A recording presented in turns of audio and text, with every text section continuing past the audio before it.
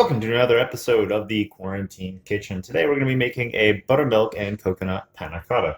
Very simple to make. All you need is a couple ingredients and it is a little flexible. First thing you will need is 2 ounces of cold water. 2 ounces, got to be cold. Must be cold, that's no exception to that. Then you need 1 tablespoon plus 1 teaspoon of powdered gelatin. I'm using Knox gelatin here. Pretty much what you're going to find at the grocery store is going to be good. It's equal to roughly about 2 packets, but always measured. Don't depend on those packets being accurate. First thing we're going to do here is you want your water in something relatively wide, and we're going to sprinkle this on top. We need to rehydrate that. So sprinkle, really important. Wait for it to absorb in, and then we're going to sprinkle some more. Don't rush this. This is not one of those things where you can just try to fix it later. If you end up with clumps of gelatin that don't fully hydrate at this point, 2 things are going to happen. First, you're going to have a huge chunk of raw gelatin in your final product. 2, your panna cotta is not going to set up correctly. So you do want to make sure you take the time to do this correctly. About halfway through, once everything has started to absorb, and if it's not really absorbing as fast, what I like to do is just tap. Cause the top layer to just sink down. You can even also just press on top as well. Just make sure everything sinks to the bottom before you go to adding more. And that'll make it so this will absorb a lot faster. Now, while I'm doing this, we'll talk about the rest of our ingredients. What we're going to be using is 1 cup of heavy cream, 1 cup of full-fat coconut milk. We have 1/4 teaspoon of just kosher salt, 1/2 cup plus 1/3 cup of just regular granulated sugar, and then we have 15 fluid ounces of our buttermilk. Now you can use really any type of buttermilk that you like. This is going to add a nice little tang to our final product. All right, so we almost have all of our gelatin in there. Again, don't rush this process. This is just enough water to hydrate everything. Sprinkle, sprinkle, sprinkle. All right. While that is still hydrating, and this is going to end up sitting for just a couple minutes, what we're going to do is you're going to need just a spatula, nothing fancy, small pot. All right. Let's give this a stir. Make sure it gets all incorporated. If you do have to stir your gelatin, make sure you stir it really well and really fast. Otherwise, it's not all going to hydrate. Last little bit, and hey, that's ready to go. So stirring sometimes has to happen. Not a big deal. But really stir it to make sure all that water is hitting it. And we're just going to let that sit. All right, so just out of sight, out of mind. Now, we're going to be using some just ceramic ramekins today. But what I would also suggest is small plastic cups with tapered sides. That way, when you flip these out later, it'll have a nice shape. And that's more of a traditional shape in these quarantine times. Can't find them at the store today. So, what we're going to do next, your heavy cream is going to go into the pot. Get some heat under there. It might burn a little light.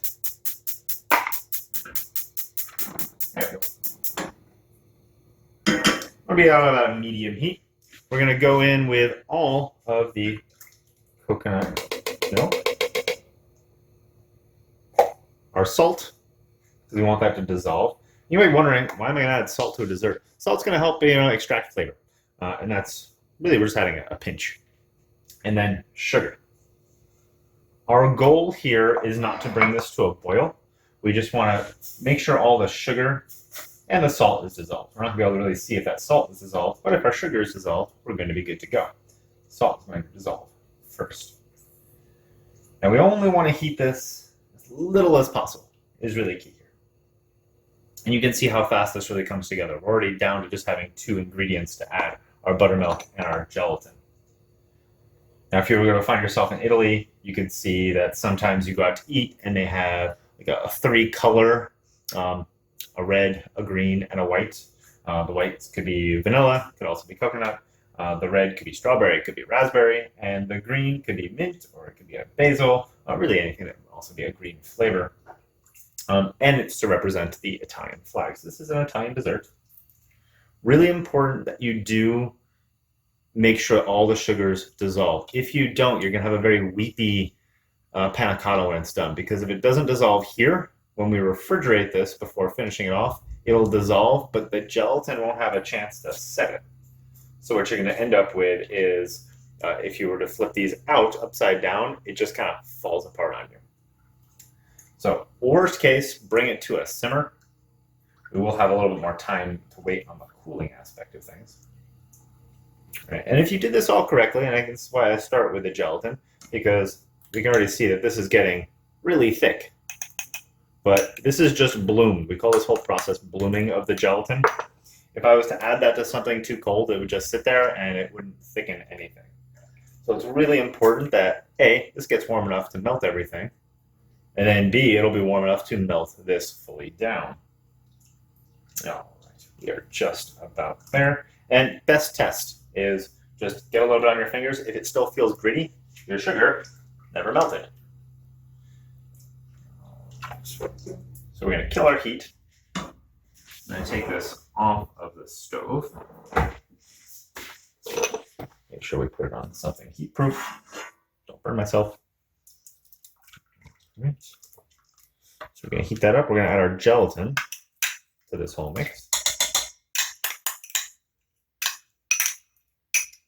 If you end up bringing it to a boil accidentally, you do want to cool down your mixture. Otherwise, it's going to end up damaging the gelatin. And right now, we're probably only about 150 degrees. We don't really have to worry about the gelatin getting damaged at this point. But you're just going to stir this until you can't see the gelatin anymore. Now, if you like a more prominent coconut flavor, you could add just a half teaspoon of coconut extract to this as well. It's going to be more of a subtle coconut. All right, so we just keep stirring, stirring, stirring. So often we teach this in our custards part of baking and pastry class, even though it's not technically a custard. It is milk-based. Really, we're making Jell-O, right? This is a milk Jell-O. So it looks like we are all good to go. Always double check that everything is melted, because if it is not, we're going to have a big problem. A chunk of raw gelatin in your final dessert, not something we're really looking for. So then we have our buttermilk. Our buttermilk is cold, so it's going to help cool this down pretty fast. And then we'll portion it into our little cups or ramekins. So we'll get all of this in here. Gentle stir as you are adding this. Now, depending on the size of your container, this is going to make anywhere from about 8 to 12 portions. But what's nice is it keeps it really well in the fridge. We stir. All right. Everything really well incorporated. And then what you're going to want is something that you can pour it into. This is going to make getting into the ramekins a lot easier.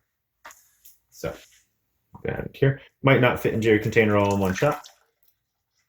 Should be able to get all of this into this one. Make sure we scrape everything out. Don't leave anything behind.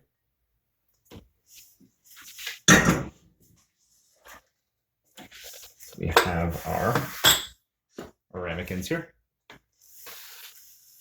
And do make sure they're all level. Like I've got one little one here. Doesn't want to be level. All right, make sure. I'm just going to set that aside for right now. I can fill that and leave that anywhere in my fridge. So just have a quarter sheet pan. And again, these are, what size are these? These are 4 ounce, 5 ounce. 5 ounce ramekins here. You can go something bigger, smaller. Depends on what kind of portion you really want to have. Now, right now, I don't really have to worry about this thickening up on me because it's still kind of warm. Right? That buttermilk would have cooled it down. If you just let this get cold in here, this will set solid. Right? But the nice thing is if you gently warm it up, gelatin can be reset. So we're just going to pour this into our ramekins. A little bit at a time. So almost to the top. We'll get it into all of these. And then what's going to be important is you need to let them set in the refrigerator until fully set. That's going to take about 4 to 6 hours. Best thing is to really give them overnight. All right, so this made pretty much exactly with the ramekins I have. Again, these are all 5-ounce ramekins. We've got 3, 6, we have got 9, and a little more. So it really all depends on what you've got. If you've got 4-ounce cups, it'll make a little bit more. So this one will just be for snacking since it's not quite enough. All right. I'm going to let this set for about 30 minutes without plastic wrap on top, and then I'll put a piece of plastic. What I don't want is the plastic to just get stuck all in here. And then we'll come back and we'll see what it looks like and how to kind of dress it up and garnish it and ready for plating. All right, it's been a while and our panna cotta has fully set up. How can I tell? When I do this, nothing happens. All right, you should see like a little bit of bulge here on the bottom. Hard to tell in a video, but you can see just a little bit. Right? That's going to tell me that it's Jello. It's set. How do we get it out of here? Now, if we have a tapered side container, relatively easy. The physics work a little bit better, but take a nice, clean, thin knife. We're going to cut around in a circle very carefully. Make sure you get all the way to the bottom.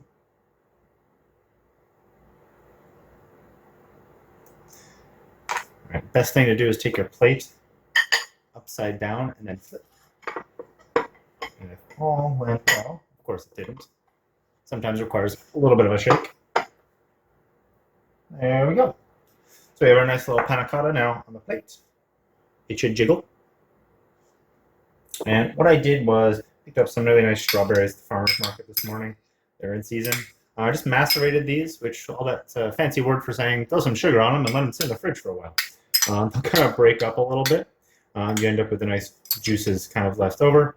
Real simple way to do this. I'm going to spoon some of these gently on top. The surface tension of this can break pretty easy, so you don't want to add too much stuff. All right. Spoon a little bit of that juice all over. And that's about as simple as a panna cotta can really be. So it's a nice little dish, right? Beautiful buttermilk panna cotta. Enjoy.